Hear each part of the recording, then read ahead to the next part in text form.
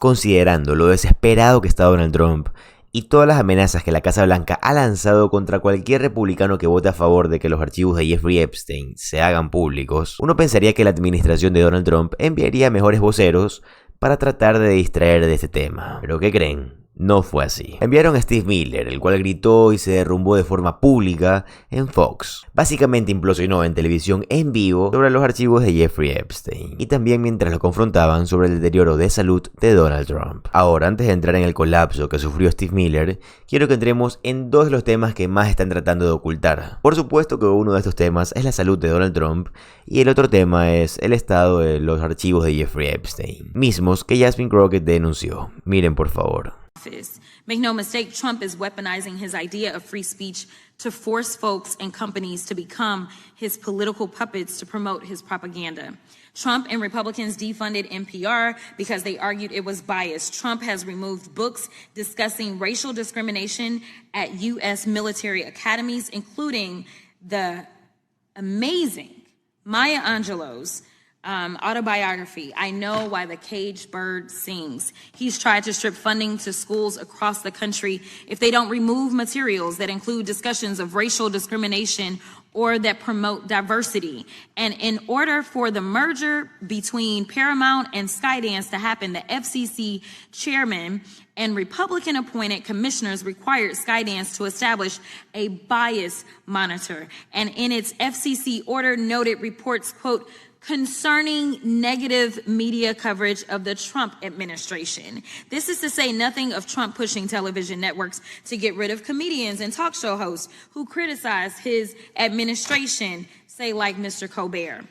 Let's call this what it is. It's Trump weaponizing the idea of free speech to force people, institutions, and companies to be his mouthpieces. This ain't free speech, it's propaganda. Meanwhile, my Republican colleagues are out here having a meltdown over the European bill, one that, by the way, includes provisions to fight child trafficking. Es imposible negar hasta qué punto ha llegado la administración de Donald Trump e incluso el mismo Donald Trump para tratar de distraer a todos los medios, para así poder desviar la atención de los archivos de Jeffrey Epstein. Solo tienen que darse cuenta de que este hombre mandó al Congreso a casa antes de tiempo, únicamente para que no hagan públicos estos archivos antes y poder tener más tiempo para poder distraer a todo el pueblo. Pero bueno, el Congreso ahora regresó a sesiones y ¿cuál crees que es el tema principal?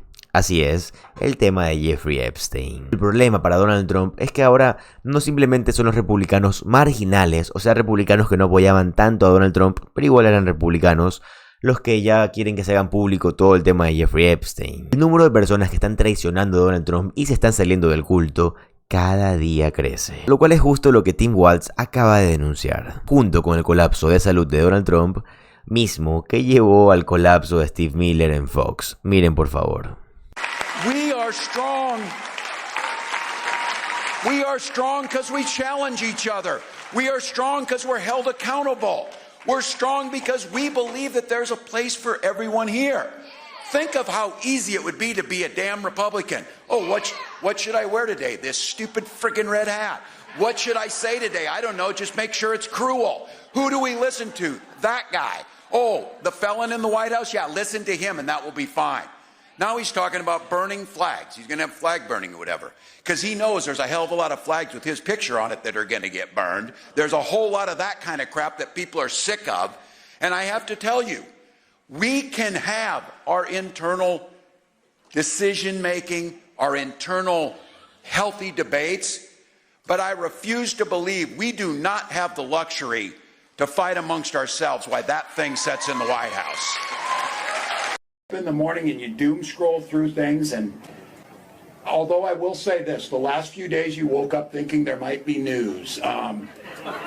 Just saying. There will be news sometime, just so you know, there will be news. Hay dos puntos increíbles hechos por el gobernador Walz. El primero, por supuesto, es que el movimiento MAGA, más que un movimiento, es un culto.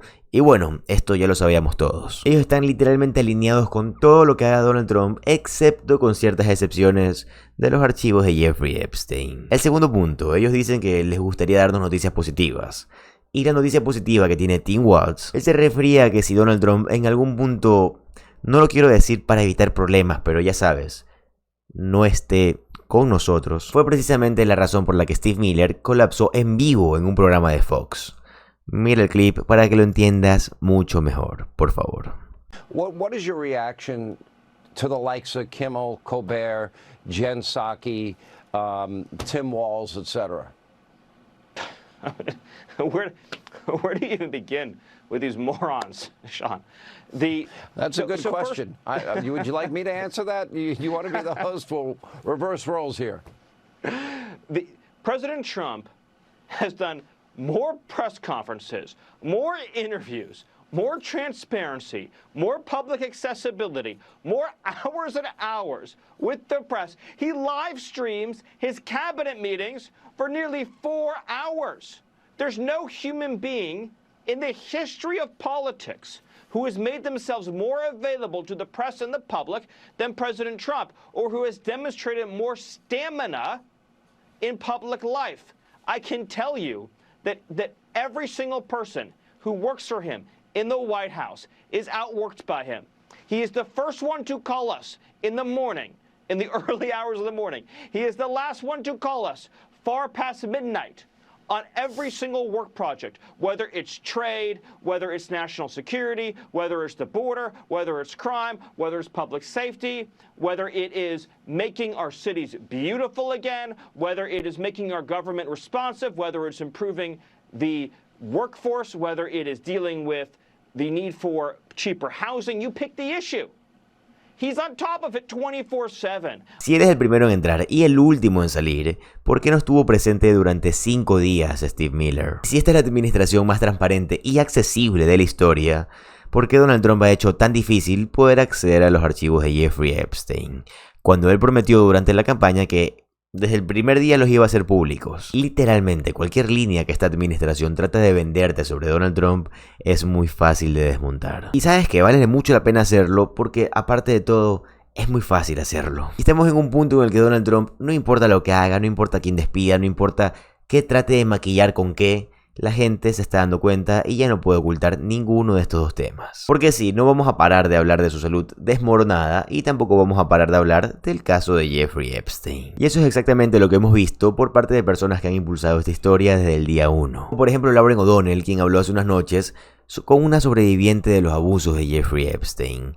Miren el clip, por favor. Thank you very much for telling us your story today at the Capitol. I know you've had some time since then, and I'm just wondering if there's anything you would like to add to what you said today.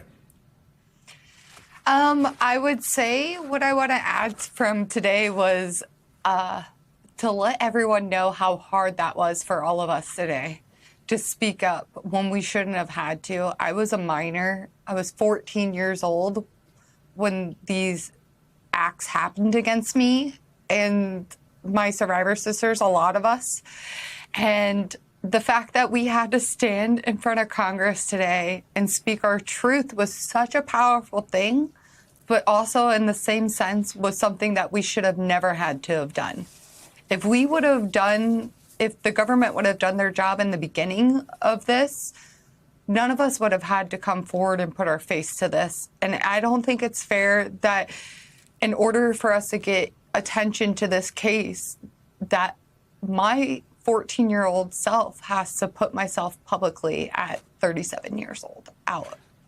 And I so agree with you, Jenna Lisa, and I'm sorry that you've had to go through what you've had to go through this week, and it is unthinkable what you went through at age 14. You're not the only one who met Jeffrey Epstein at age 14, and as you know so much about this evidence against him. How long were you involved with Jeffrey Epstein and Ghislaine Maxwell?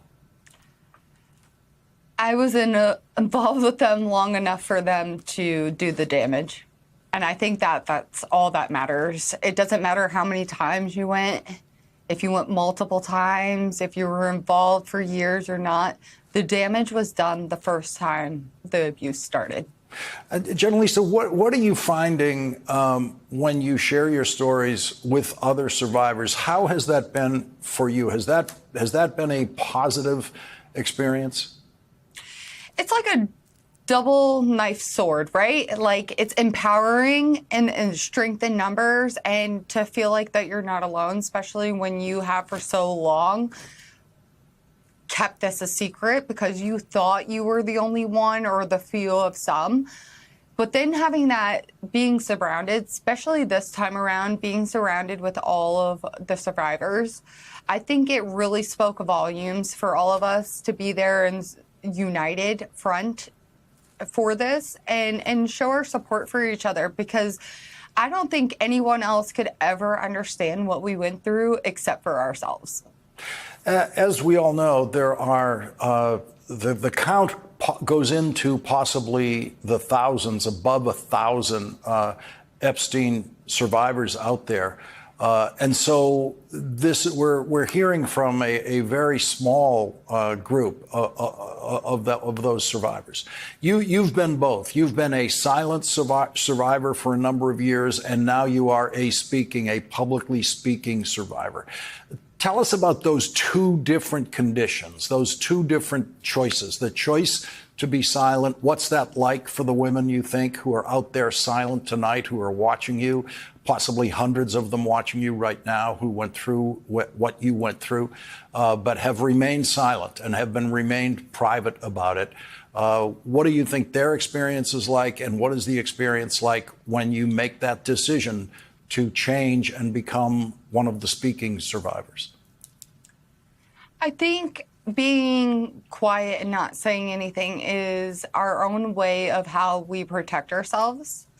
A lot of us didn't know that this was such a wide variety, and then once you get the scope of the whole situation that was at play, I think we hold a lot of guilt to that, and I think that silences us a lot, because how do you heal from that, right?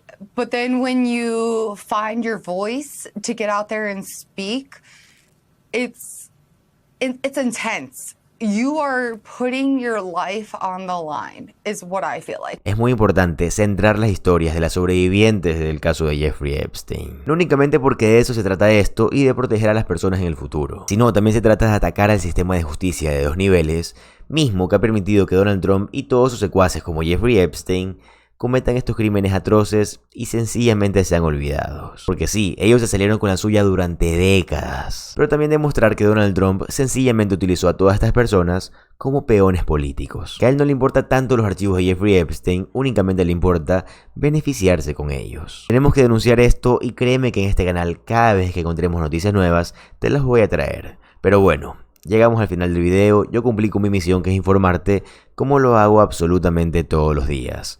Como siempre te digo, para mí lo más importante es tu opinión, y me encantaría que la pongas en los comentarios. Además, si te gusta el contenido de política estadounidense, te gusta saber qué está pasando día con día en Estados Unidos, te va a encantar suscribirte al canal, ya que subo videos todos los días. Mi nombre es José Alvarado, soy economista y estoy comprometido a informarte diariamente. Nos vemos en el siguiente video. Adiós.